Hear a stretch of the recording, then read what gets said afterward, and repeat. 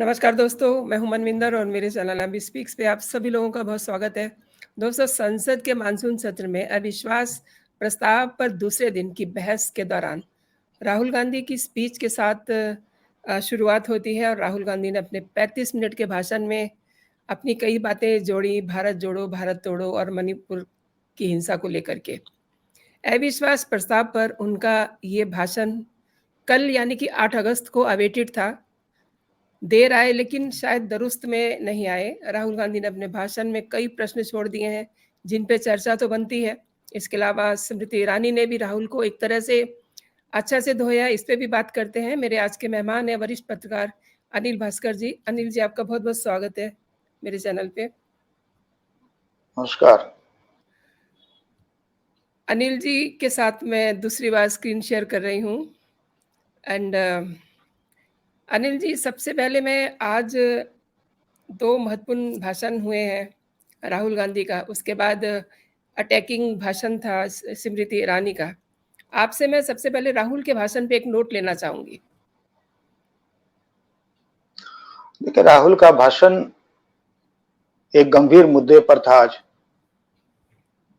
अविश्वास प्रस्ताव पर उनको बोलना था और ये माना जाता है कि राहुल जब बोलेंगे तो वो इस समय अभी तो उनको कांग्रेस के आवाज के तौर पे ही हमें पहचानना देखना चाहिए जी। लेकिन मैं इस गंभीर विषय को एक जोक से शुरू करना चाहूंगा कि एक बार एक शहर में मुशायरे का आयोजन हुआ और उस मुशायरे में एक शायर जब अपना कलाम पढ़ रहे थे तो 4-5 मुस्टंडे वहां डंडे लेकर पहुंच गए स्टेज के सामने।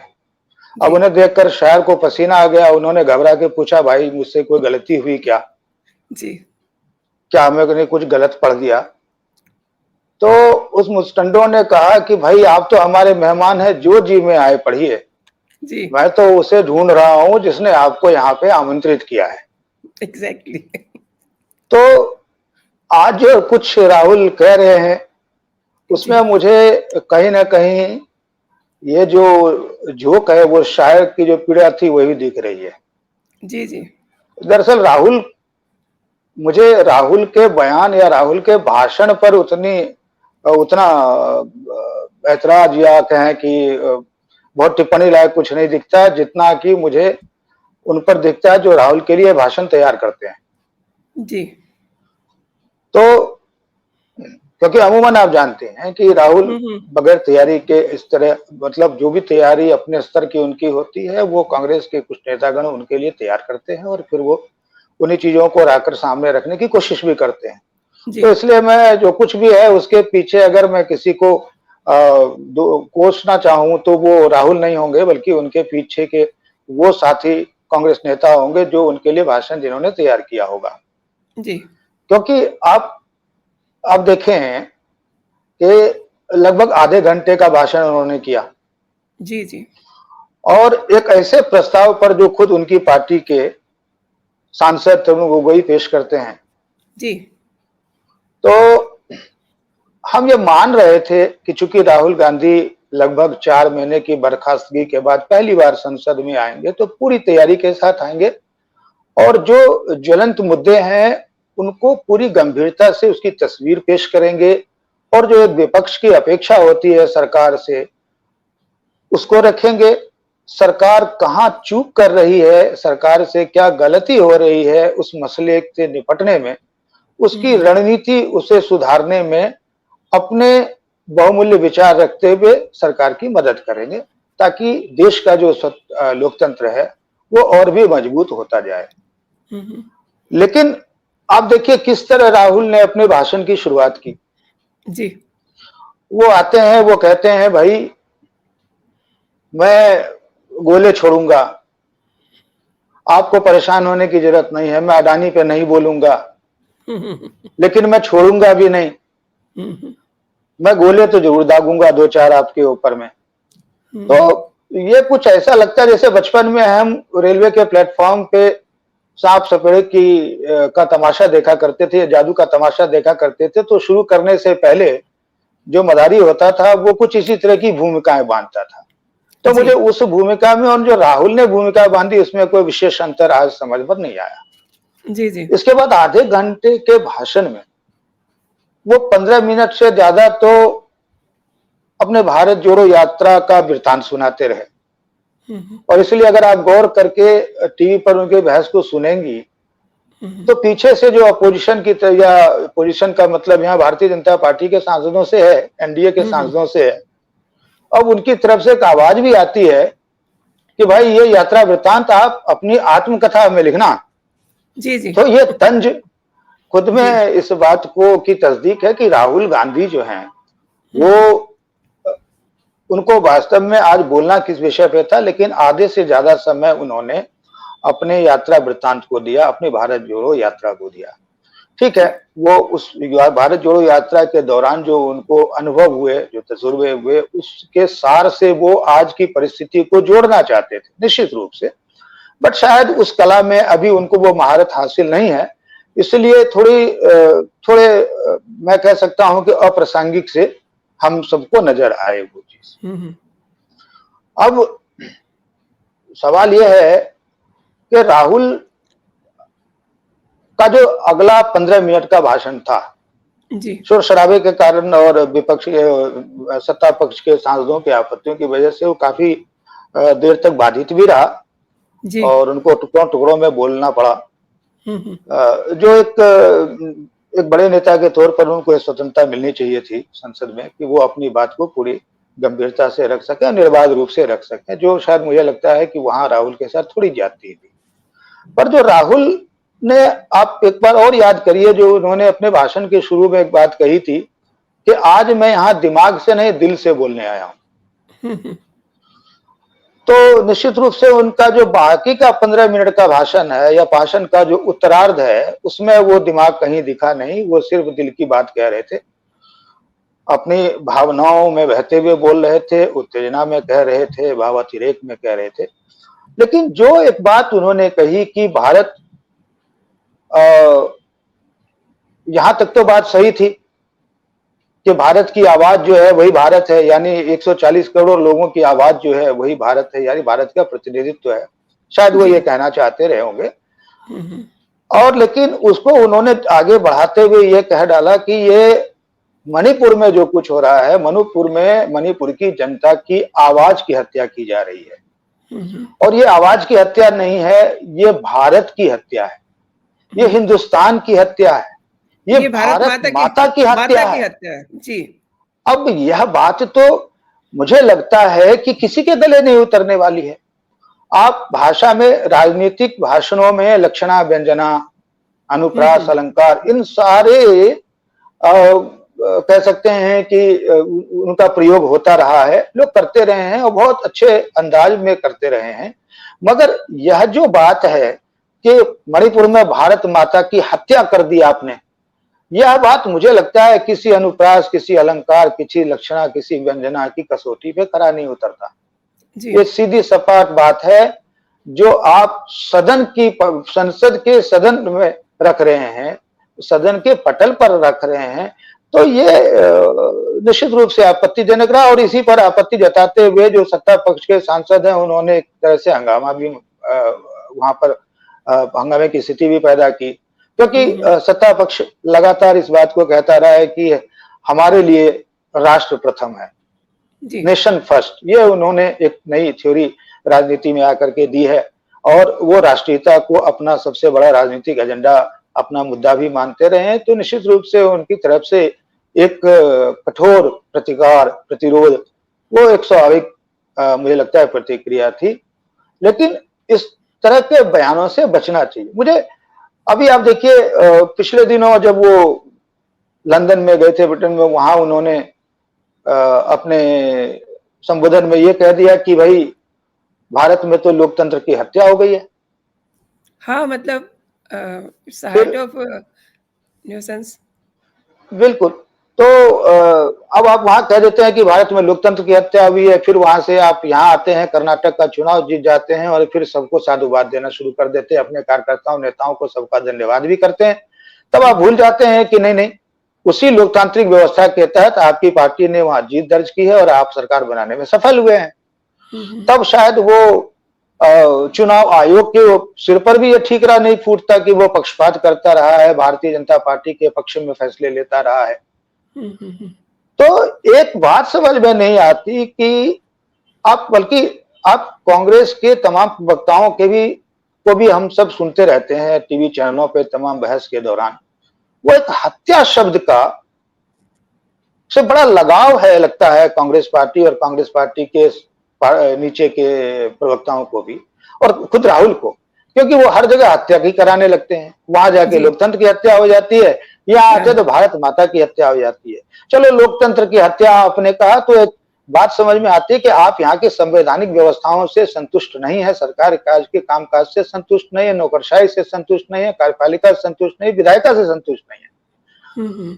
कुछ हद तक आपकी बातों को गंभीरता से लिया जा सकता है, मगर यह कह देना कि मणिपुर में भारत माता की हत्या हो गई, उस मणिपुर के लिए जिसके लिए आपके पार्टी के अध्यक्ष कहते हैं वहां पर बीजेपी की जीत के बाद कि भाई क्या मतलब है, एक छोटे से राज्य में जीत गए तो इतना क्या चौड़े हो रहे हो भाई। अब आप आज उसी छोटे से राज्य की बात करते हुए वहां भारत माता की हत्या की बात कराना, तो मुझे लगता है कि किसी भी संवेदनशील भारतीय को, चाहे वो किसी भी दल या उसे रखता हो, संबंध रखता हो, वो इस तरह की भाषा से, इस तरह के प्रेजेंटेशन से, इस तरह की अभिव्यक्ति से संतुष्ट नहीं होगा। और इसे किसी भी सूरत में, जैसे मैंने कहा कि भाषा के भी, किसी भाषा विज्ञान की भी किसी दृष्टिकोण से इसको तर्क सम्मत या न्याय सम्मत नहीं कहा जा सकता है। ऐसे प्रयोग से बचना चाहिए और उसी में लोकतंत्र की मर्यादा है, पार्टी की भी अपनी मर्यादा है, संसद की मर्यादा तो खैर है ही। सर, आपने मर्यादा की बात की। मैंने भी पूरा भाषण राहुल गांधी जी का सुना। क्या कहूँ मैं उस पे, मतलब मैं सुन रही थी और मेरी मेड किचन में खाना बना रही थी। तो जब उसने ये सुना कि भारत माता की हत्या, तो वो भाग करके आई, बोली ये क्या राहुल कह रहे हैं। तो मतलब व्हाट आई वांट टू से कि मतलब अगर उस लेवल का बंदा इस पर एकदम से उत्तेजित होता है, जिसको मतलब हम समझते हैं कि इसे इतनी बुद्धि नहीं है, उसको भी ये लगा कि ये गलत बोल रहे हैं, तो उससे यही लगता है ना कि मतलब उन्हें ये पता ही नहीं कि वो क्या बोल रहे हैं। आपने भी ये कहा कि उन्होंने बाई चांस कह दिया, लेकिन ये भारत माता की हत्या, मणिपुर की हत्या, ये उन्हें उन्हें क्या मतलब समझ नहीं आ रहा था कि मैं क्या बोल रहा हूँ? नहीं, निश्चित रूप से देखिए, मैंने जैसे पहले कहा आपको कि अपने 30 मिनट के भाषण के उत्तरार्ध में, यानी लगभग 15 मिनट का जो समय मिला, ठीक है, उसमें थोड़ा उनका भाषण उसमें व्यवधान भी आया, मगर जितनी देर भी वो बोले उतनी देर में वो भारत माता की हत्या हो गई, हिंदुस्तान की हत्या होगी, भारत की हत्या हो गई, लोगों की आवाज की हत्या हो गई, मणिपुर की जनता की हत्या हो गई, उनकी आवाज की हत्या हो गई, इसके अलावा और कुछ नहीं कहा उन्होंने। शुरुआत के 15 मिनट में उन्होंने अच्छे से अपनी यात्रा को और अपने यात्रा के दौरान हुए अनुभवों को बताने की कोशिश की और अच्छा भी लगा। चलिए, वो थोड़ा सा बिल्कुल ऐसा ही था जैसे हम महाभारत में लंका दहन का किस्सा सुनाने लग जाते हैं, तो बिल्कुल वैसा हम कह सकते हैं, क्योंकि मौका जो था उस मौके पे वो कहीं से चीजें जेल नहीं हो पा रही थी। लेकिन चलिए, वहां तक भी वो माना जा सकता है। लेकिन बाद में जो कुछ भी उन्होंने कहा वो नया, भारतीय होने के नाते मैं भी कह सकता हूं कि मुझे भी बहुत आपत्तिजनक लगी वो बात। देखिए, राहुल के साथ एक अजीब समस्या रही है जी, कि जो जुबान की फिसलन है, जिसको हम स्लिप ऑफ टंग कहते हैं, दरअसल यही राहुल गांधी की परिपक्वता, उनकी राजनीतिक दक्षता की पहचान बन गई, दुर्भाग्य से। जी।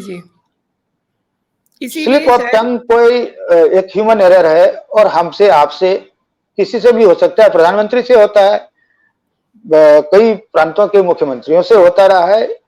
तो यह ऐसा नहीं कि अक्षम्य चीज है, यह एक स्वाभाविक चीज है, मानवीय भूल है। लेकिन अगर वह भूल बार बार हो, लगातार हो, तो फिर तो कहीं ना कहीं आपके व्यक्तित्व के भाग हिस्से के रूप में वो चीज नजर आने लग जाती है। नहीं ये तो राहुल का जो एक राजनीतिक पहचान है एक नेता के तौर पे, वो लगभग जो जुबानों की फिसलन है वो उसका पर्याय बन के रह गई है। आप इसलिए देखोगे, मैं कहता हूं तमाम, अगर आप यूट्यूब उठाते हैं, सोशल मीडिया उठाते हैं, तो आपको इतने मीम्स, इतने मजाकिया वीडियोस जो राहुल गांधी को लेकर बनाए जाते हैं, शायद ही भारतीय इतिहास में, किसी राजनीतिक इतिहास में किसी राजनेता को लेकर बनाए गए। जी अब कांग्रेस कहती है कि चलो इसके लिए भाजपा का मीडिया सेल जिम्मेदार है, वो लगातार ऐसी चीजों को प्रमोट करते हैं, काट छांट के बनाते हैं, वीडियो में एडिट करके बना देते हैं। लेकिन मैं कहता हूं कि भाई मीडिया सेल तो आपके पास भी है, आप क्यों नहीं बनाते, आप क्यों नहीं वायरल करते ऐसी चीजों को? तो दिक्कत क्या है कि मौका देना बड़ी बात होती है। जी आप मौका देते हैं, उस मौके को भारतीय मीडिया सेल जो है वो इनकैश करता है, उसके फायदे उठाने की कोशिश करता है, वही राजनीति है। अगर आप भी अगर भाजपा के नेता भी ये मौका देंगे तो कांग्रेस के लोग भी उठा करके उसको उसी रूप में पेश करेंगे। ये तो चल ही रहा है। जितनी लड़ाई आप देखिए कि इस समय हमें जमीन पर नहीं दिखती, जितनी लड़ाई हमें सदन में नहीं दिखती, राजनीति के किसी गलियारे में नहीं दिखती, उससे ज्यादा राजनीति, कट्टर राजनीति और नफरत की राजनीति, विरोध की राजनीति तो हमें इन दिनों सोशल मीडिया पर देखने को मिल रही है। जी तो ये मौका बार बार देना, इसका कोई अब चलिए, वो आलू से सोने निकालने वाली बात किसी और संदर्भ में किसी और नेता ने कही थी, उसका एक टुकड़ा काट करके जो है भारतीय मीडिया सेल ने उसका इस्तेमाल अपने फेवर में कर लिया, जी वो ठीक है। लेकिन भाषण देते देते वो आटे को 25 रुपये लीटर में बता जाना, वो क्या होता है? या भाषण देते देते किसी पत्रकार के सवाल का जवाब देते हुए ये कहना कि भाई मैंने तो राहुल गांधी को मार दिया है, राहुल गांधी है ही नहीं, वो आपको दिख रहा है, अब वो राहुल गांधी है नहीं, मुझे राहुल गांधी दिखता नहीं। या किसी प्रेस कॉन्फ्रेंस में ये कह देना कि मैं तो दुर्भाग्य से सांसद हूं।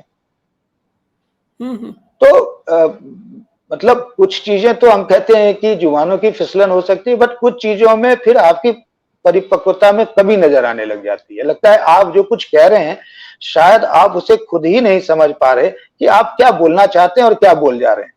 और इसीलिए जयराम रमेश को बगल से टोकना पड़ता है कि ये आपने इसको करेक्ट कर दीजिए, अन्यथा इसका गलत संदर्भ जाएगा मीडिया में और पब्लिक के बीच में। जी जी तो आज सभापति ने भी उनको कई बार टोका कि आप मर्यादित शब्दों का इस्तेमाल स्पीकर करें। जब उन्होंने भारत माता की हत्या, मणिपुर की हत्या और तमाम ऐसी बातें वो हत्या कर रहे थे, तो उस पे उन्होंने उनको टोका था। जी, अच्छा, उनके बयान का काउंटर फायर ब्रांड वक्ता जो है बीजेपी की स्मृति ईरानी ने किया।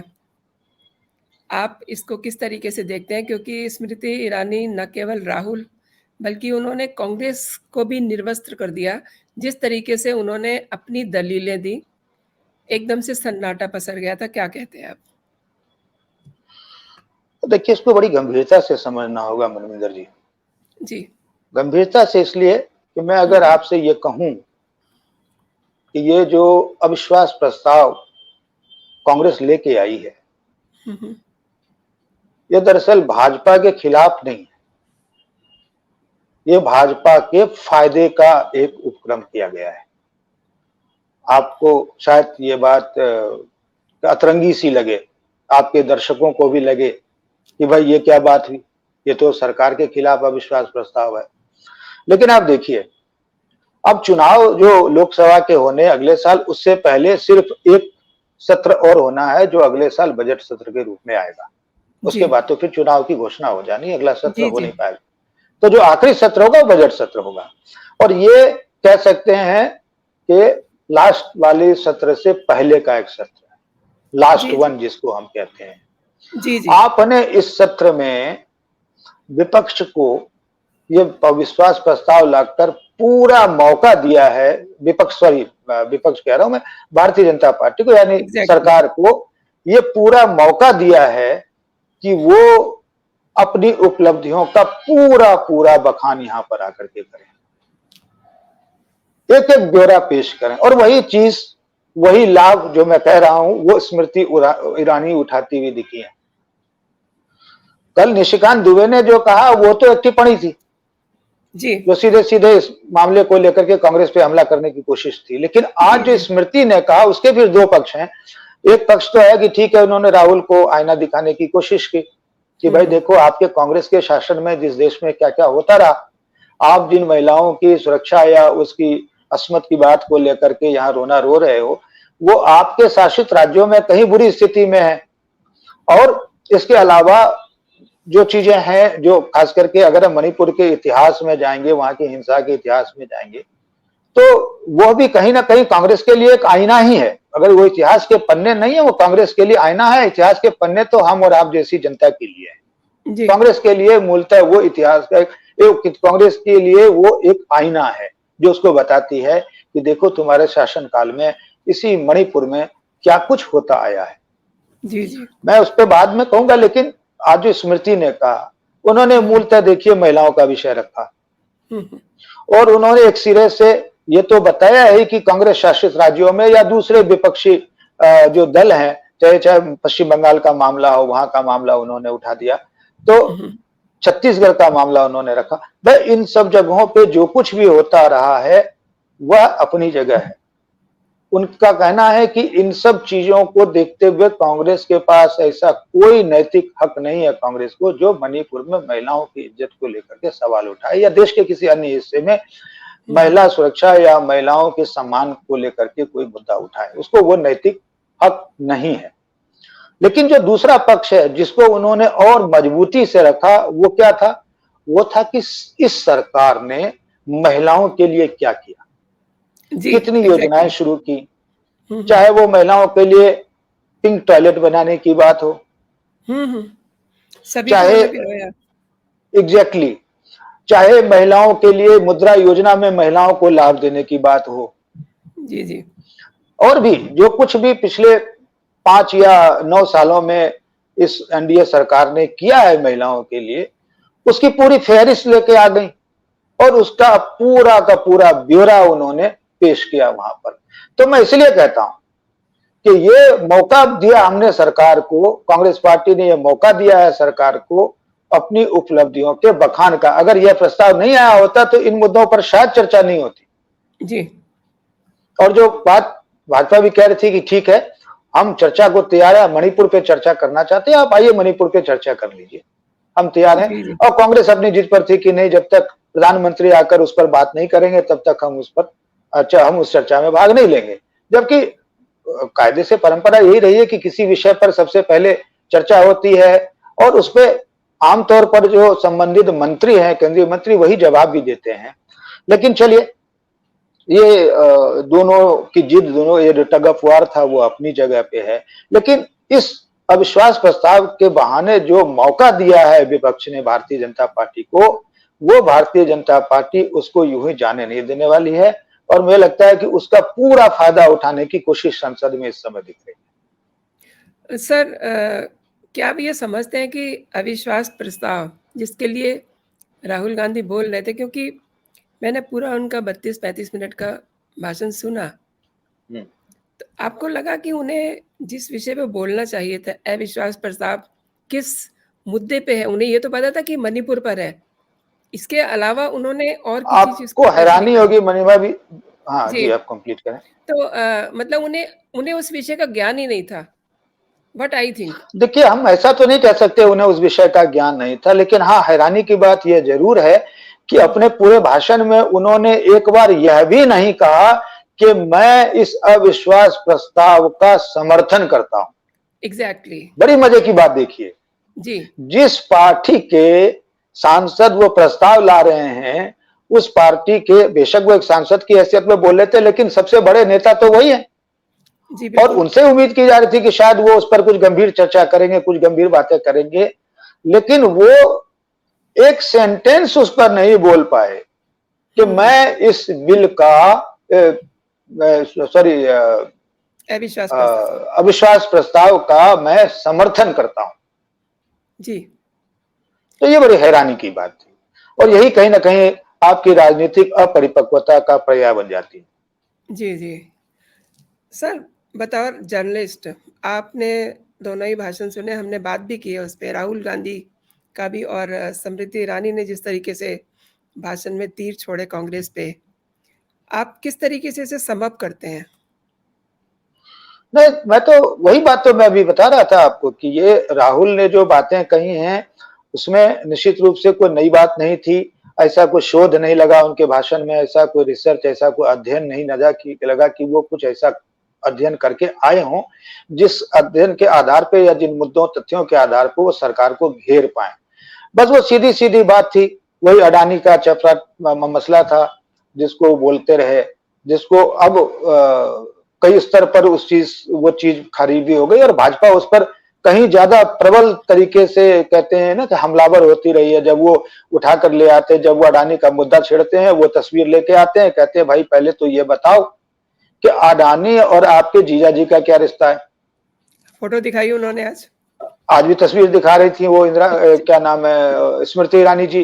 जी। फिर वो मुद्रा कोर्ट का मामला आता है कि ये जब दिया गया था तब केंद्र में आपकी सरकार थी। फिर छत्तीसगढ़ का मामला आता है, फिर 62,000 करोड़ का जो आपने सौदा किया है, डील करी है राजस्थान में गहलोत सरकार ने, उसका मुद्दा आ जाता है। वो पश्चिम बंगाल में मुद्दा आता है हल्दिया पोर्ट का, वो मुद्दा आ जाता है केरल में आकर, छत्तीसगढ़ का मुद्दा आ जाता है। तो कुल मिलाकर ये उल्टा ही दांव पड़ता हुआ दिख जाता है हर बार। अडानी के मामले में तो जांच समिति में भी कुछ नहीं आया, जी जी, क्लीन चिट ही लगभग मिल गई उनको। और जिसने आरोप लगाए थे उसकी क्रेडिबिलिटी को लेकर के भी दुनिया भर में चर्चा होती रही और माना गया कि ये क्रेडिबल संस्था है ही नहीं जो इस तरह की रिपोर्ट जारी करती है। और खुद उस रिपोर्ट में वो कहती है कि ये मेरा अजम्पशन है, हमें ऐसा लगता है। ऐसा उन्होंने कभी नहीं कहा अपनी रिपोर्ट में इंडिया ने कि ऐसा हुआ है जी। तो ये दांव तो उल्टा ही पड़ जा रहा है इनके ऊपर में। और उसी दांव से लेके उन्होंने शुरू किया था कि हम अडानी पर नहीं बोलेंगे, हम इस पे नहीं बोलेंगे। हालांकि बोलते बोलते बाद में ये कह गए कि रावण के 2 भाई थे, मेघनाद और कुंभकर्ण, और यहाँ वो अपने उन्हीं दोनों की सुनते थे। और हमारे मोदी साहब जो हैं वो भी 2 ही लोगों की सुनते हैं, या तो अमित शाह की सुनते हैं या अडानी की सुनते हैं। ये तो खैर संदर्भ विहीन चीजें हैं। उनको पढ़ा के भेजा गया होगा ना ये 2 नाम लेना। कुछ चीजें जो उन्होंने बोली वो आज वो बिना पेपर के बोले हैं, लेकिन 2-3 चीजें जेब में रख के लेके आए होंगे, जिनमें से एक ये भी था कि संभव है। अब इस पर तो खैर प्रामाणिक तौर पर क्या कहा जाए।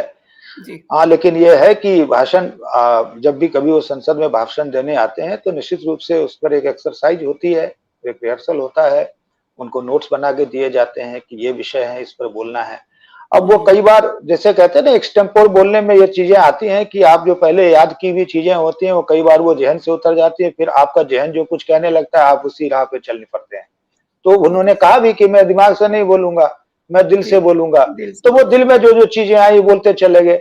और दिल में चीजें हैं क्या? आपके पास गहन अध्ययन होगा तो बोलने के लिए 100-200 चीजें होंगी।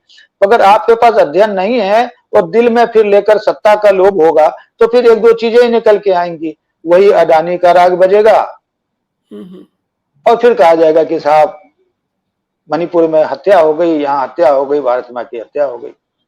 तो कुल मिलाकर के जो एक उम्मीद थी राहुल गांधी से, जैसे मैंने शुरू में कहा कि 4 महीने का समय था, 4 महीने के समय के बाद वो आते हैं संसद में, पहली बार बोलते हैं।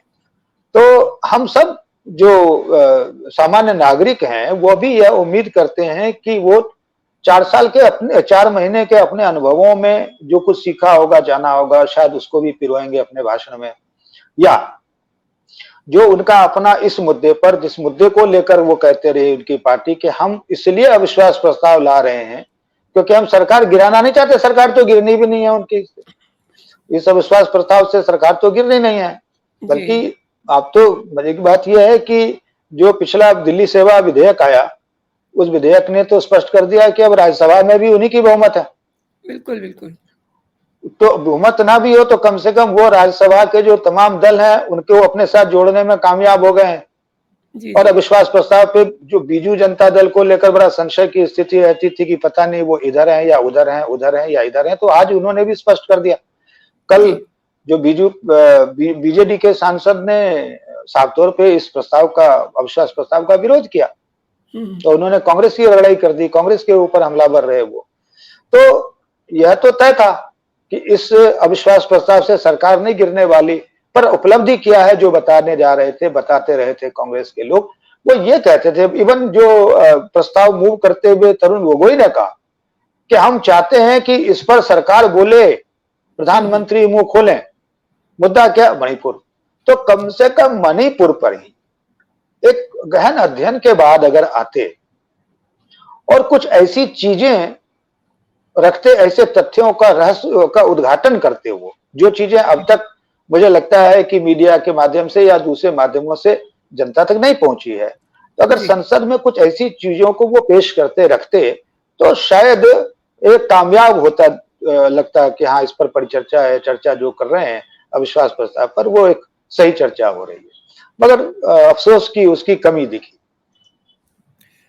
सर, आपने बहुत ही सरल शब्दों में दर्शकों को ये बता दिया कि आज किस तरीके से अविश्वास प्रस्ताव पे ना बोल करके राहुल गांधी जी ने जो भी बातें कही, वो बियॉन्ड द थी। बहुत-बहुत शुक्रिया आपका सर।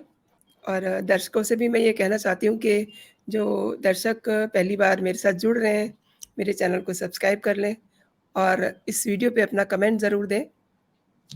नमस्कार सर। नमस्कार, थैंक यू। जय हिंद, जय